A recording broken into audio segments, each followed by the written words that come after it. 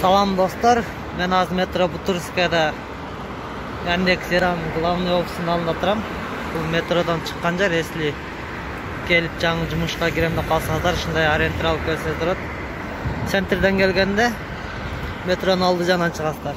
Анда подземкадан сол жаққа бұрылып, метродан шыққанда эле мынау здание Яндекс Ерам офиси. Мына пешеходдон өткөндө эле бир 20 метр болгону. Мен бұл жерге неге келдім? Мені заблокировать етіп салған. Мен бұндан бір жұма мұрда да келіп кеткем. Азыр екінші жолы келдім. Азыр мен бірінші келгенде аккаунтым бастан етпей қойышқан. Мен ойым болбай кетіп қалғам. Азыр мен қайра бір жұмадан келдім. Азыр мен дағы бір кіріп көрем. Мен бастан етпей, ошол шыққандан айтам. Не себептен блокировать еткен, шыққанда барын түсіндіріп айтып тұрам. Мына жерге келсеңіздер, Яндекс деп жазылып тұрады өзінде.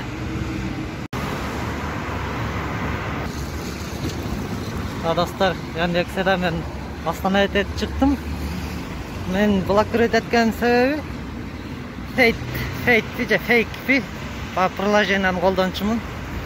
Ал өзің местоположениеңді алмаштырып қойды. Мен өзім мысалы азыр Бутырскайда тұрсам, буденха же башка метро койтуп окейди басып койсам, мен ошол жакта жүрөт кылып коет. Ошентип мен Яндексте ошондой кылып графиктерин алып иштеп жүрчү элем, мени билип калышып заблокировать этип салды эле. Өткөндө бир жума мурда келгенимде мен фейкти приложениени өчүрүп коюп эле кирип келгем. Мен ал жерде Google'да сохранить этип турган жери бар экен. Мен кайсыл приложениени саат канчада каяктарда колдонуп жүргөндөрүн полный сохранить эткен Google'да. Ошо Google'дан көрүп мени увольнение кылып, сумкаларыңды тапшыр, увольнение болосуң, сен башка иште албайсың деп ошентип коюшкан. Хорошо, мен сумкамды алып келем деп үйгө барып туруп, ошол Google'ды издеп таап, ошо Google'дан мен историяларымды полный өчүрүп тазалап ошо фейкти. Анан азыр кайра бир жумадан келдим эле. Азыр келсем мен сохранить этилип калыптыр, баягы өздөрүнүн компьютерине. Сен бир жума мурда келген кезинде деле мен алдадым буларды. Мен келгем, меткинчиканы алганы келгем.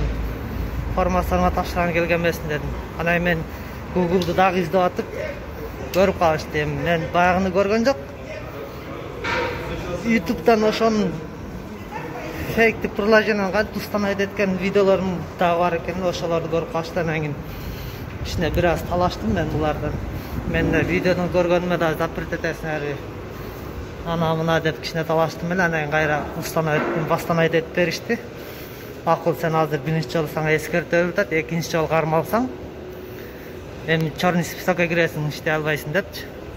Азыр мен сиздерге ошол Google'ду кантип тазалашты азыр көрсөтөм. Жана бул видеону таныш көрөрлөрүңүздөр болсо таркатып коюңуздар. Алар да кокусунан блокировка болуп келген болсо, алар да ошондой мага окшоп билбей келип болбасын, тазалап алып келишсин алар дагы. Ошон үчүн лайктан басып, тааныштарыңыздар менен бөлүшүп коюңуздар булар дагы. Достор, азыр телефондон Google'да историяны кандай тазалайт экен азыр көрсөтөбүз. Жакшылап көңүл көрүп алыңыздар. Если кокусунан сиздерге да керек болуп калышы мүмкүн. Google'га киресиздер.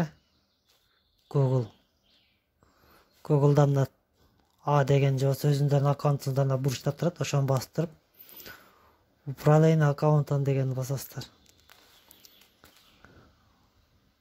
Мындан чыгат. Бул жерден да управление данными деп астында турганды бассаңыздар.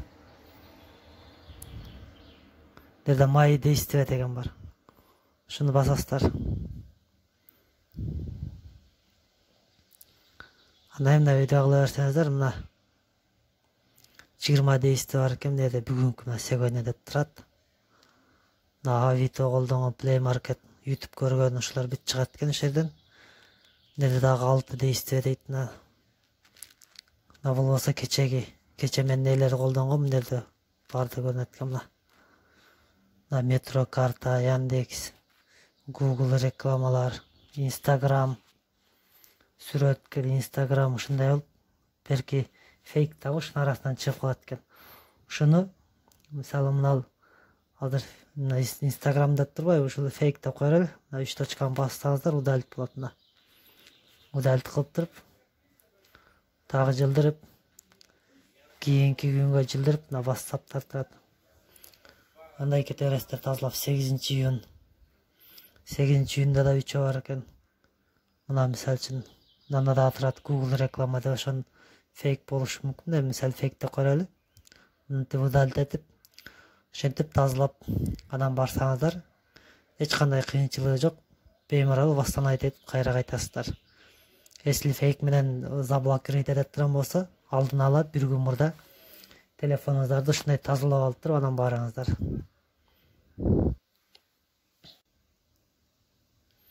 Мына бул жерде болсо саат канчада кирген, кайсыл күн киргендер полностью сакталып калат экен. Мына мисалы үчүн 1-25 өткөндө кирген экен, мына түнкү саат 1-де.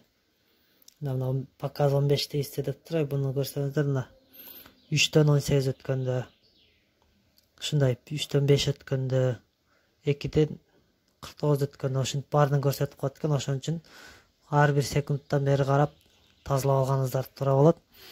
Анда эмесе биздин каналга катталышты унутпаңыздар, класстан басып, тааныштарыңыз менен бөлүшүп коюңуздар.